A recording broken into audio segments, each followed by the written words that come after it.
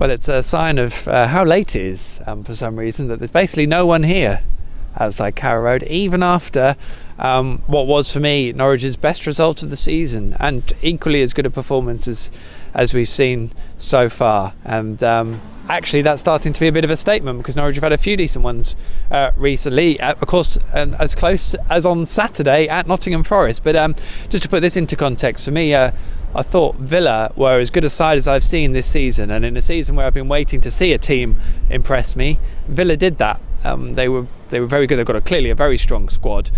Dean Smith, I think, will do well with them too. I think that's a canny appointment, obviously a club that he loves, and there's a lot of quality there. And just the way Villa played, they were very good in the first half, and they stroked it around really well. They've got Tuanzebe at the back, who was looked far too good for the Championship, if I'm brutally honest. They've got loads of striking options of strikers who have proven to score a lot of goals, loads of quality in midfield, and I actually think there's a lot if in front of Aston Villa that will stand them in really good stead, and that side should most definitely finish in the top 6 come the end of the season, which of course underlines the fact that Norwich have beaten them, and they've done it having gone behind. I mean, the first half Norwich struggled at times, but that dynamic was entirely set by the fact they went a goal behind, and that gave them an issue to deal with, and it allowed Villa to sit in a little bit and break really effectively. Villa looked dangerous every time really they got near the City box. Their deliveries from set pieces and open play were fantastic, so there's a lot of service there. So it was more that Norwich's struggles in the first half, I think, with the dynamic of going behind, and that did them few favours, and always going to be key about when they got back into the game with a goal, whether they could do it, and then when they did it.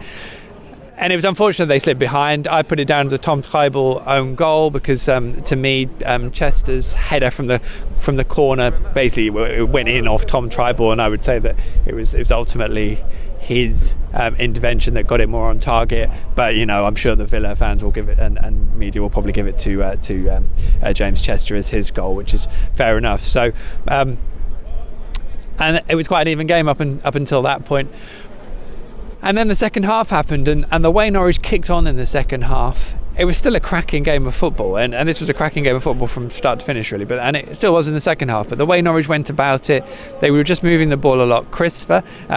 Tammy Abraham going off did give Norwich a hand, I think, because he was sort of running around, covering a lot of ground and pressing quite hard. And Scott Hogan, when he came on, doesn't really do that sort of thing. So that freed up Norwich a little bit at the back to get the ball further forward. Excuse me. But ultimately, and it was a goalkeeping error probably from the corner. It sounds like I'm not giving Norwich much credit here, doesn't it? But wonderful delivery from the set piece from Emi Buendia, and Jordan Rhodes popping up with his first goal. We don't think he probably touched the ball between that one and then when he got the winner, which by all accounts was an 18 pass move. Wonderful run across the edge of the box from Emi Buendia that opened things up out wide to Marco Stiepermann, who put in a delicious cross that Jordan Rhodes gobbled up. That was his second goal. 2 goals for the man on loan from Sheffield Wednesday, who sadly can't play against Sheffield Wednesday in a couple of weeks. But when you looked at it in the first half and thought, Norwich are missing Teemu Pukki's movement, and they're missing Onel Hernandez's pace in that first half. You only miss them because what's on the pitch isn't working, and then in the second half what was on the pitch most definitely worked. Emi Buendia grew into the game, improved greatly, and got a standing ovation when he went off. I thought Moritz Leitner was a class apart in midfield. Absolutely superb performance. Max Aarons just looks his maturity and his decision making generally, and his strength, the quality, the assuredness in his own talent to do things defensively. We're seeing a special player there, I think, and he's still so young, but in terms of his age we are seeing something special in terms of what Max Aarons, and his performances will plateau at some point, but to me it's hard not to be so impressed with what he's delivering.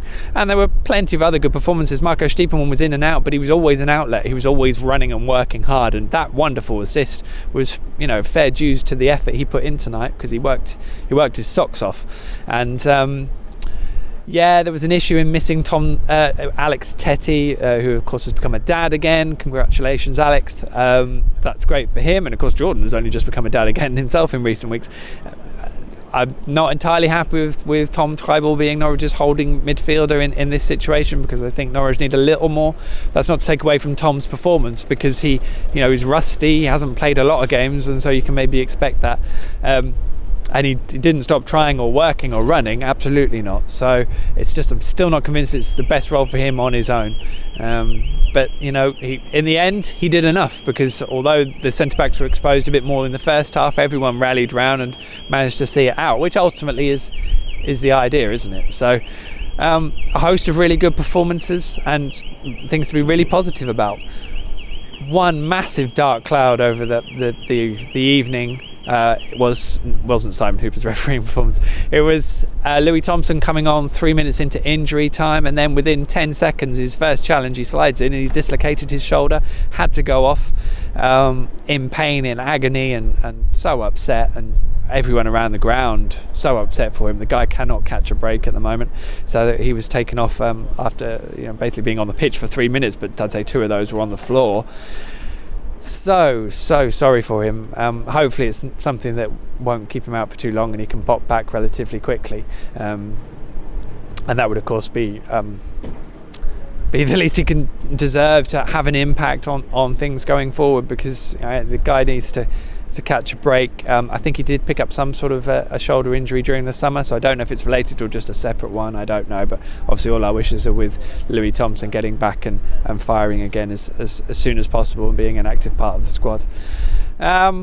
And I think that's it really. Norwich absolutely flying, 8 wins in 11. They're in top form. We've got a whole set of games tomorrow. It's Brentford back here on Saturday, so back at Carrow Road Saturday. Brentford go to Preston tomorrow night, so that's 24 hours and a long trip, while Norwich have got their feet up. Of course, Dean Smith's form aside, and their form is indifferent. There's a lot to be curious about in terms of what Brentford do. They've got a lot of talent, so they will definitely catch Norwich out if Norwich aren't on it. By the same token, it's hard not to just look at Norwich and think, you know what, there's not a lot to be afraid of in the Championship this season.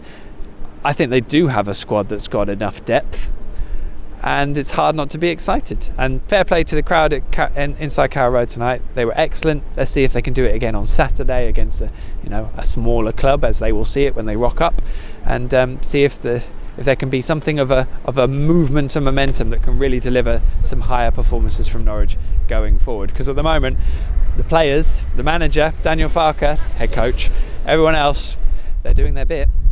Anyway, far more analysis and reaction, of course, including my chat with Jordan Rhodes and Daniel Farke's reaction, and that of Paddy and Dave, of course, over at PinkUn.com. You can catch it all there, and we will see you in the run-up to the Bees on Saturday.